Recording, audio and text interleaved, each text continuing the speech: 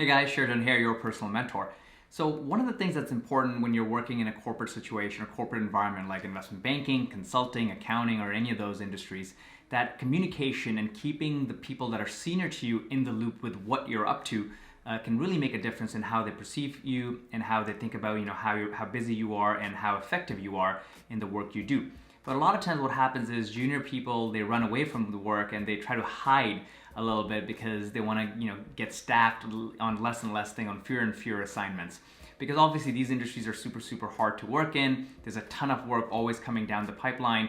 And a lot of times you live in this fear, oh my God, I don't want to get staffed on a Friday night. So one of the things that I did when I was an investment banker, both an analyst, associate, and a VP, is I was always keep the people that are above me, my staffer basically, the person who staffs you on assignments, in the loop with what I was doing, how much capacity I had on a regular basis, and if I had more capacity, I would always put my hand up. So this honest communication, what it does is it builds trust between you and your staffer and your manager. So in this video, I want to talk about exactly what I did, and hopefully you can implement that routine in your own career. Doesn't matter if you're in investment banking or consulting or any of those industries or even tech, just keeping people that are senior to you aware and up to date in terms of what's happening in your life is going to make a big difference in your life, is going to make a big difference in your career trajectory. All right, so let's say you're working in one of these industries. So for me, I was working in investment banking. What I would do is every Friday, right, I would actually take a note of everything that I've done that week. So for example, I would think about all the projects I've worked on, all the assignments I've worked on, exactly what I did. It doesn't have to be like, oh, I worked on this one deal. I would actually specifically talk about and write down what is the specific thing I did. I created this deal memo, or I created this roadshow presentation, or I updated this financial analysis or this model, any of that stuff. So what I would do is I would open up my email and I would write down things that I did. So it would be a list of things that I did per project. So it'll be like, activity this week would be the header, and underneath that it'd be bullet point exactly specific items that I worked on.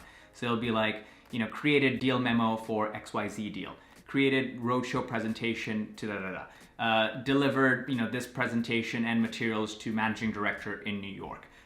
Worked on financial analysis for this, and this, right? So anyways, there'll be like 4 or 5 major items, not the minor stuff, just the major items that I worked on, which basically took up most of my time during that whole week. So that would be the main section, main activity, major activity, or work done.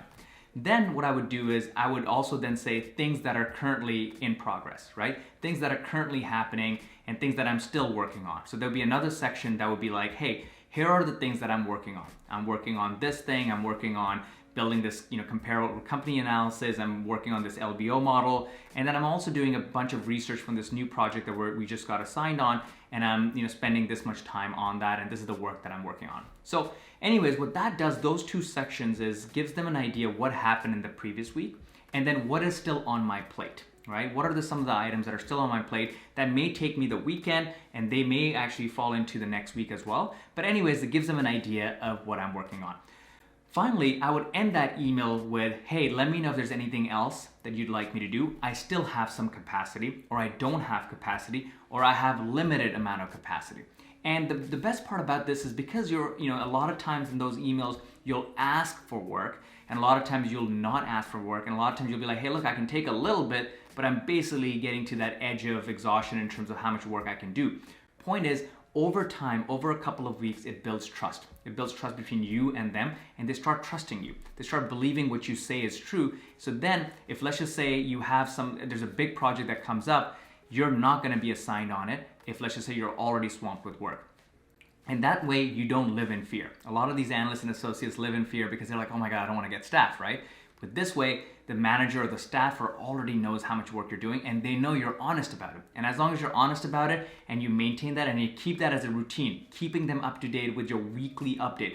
What has happened? What are you working on? And how much capacity you have, they're gonna love you for it. So anyways, use this as an example of what I did. Use it as a routine, make it a routine in your own weekly, life at work, and make sure you build that bond, build that trust with your manager. And definitely put your hand up if you have capacity. Put your hand up if you don't have capacity and let them know. And then hopefully, ultimately, if you fast forward this over multiple weeks, you'll have a better career and a more successful one for sure. Good luck.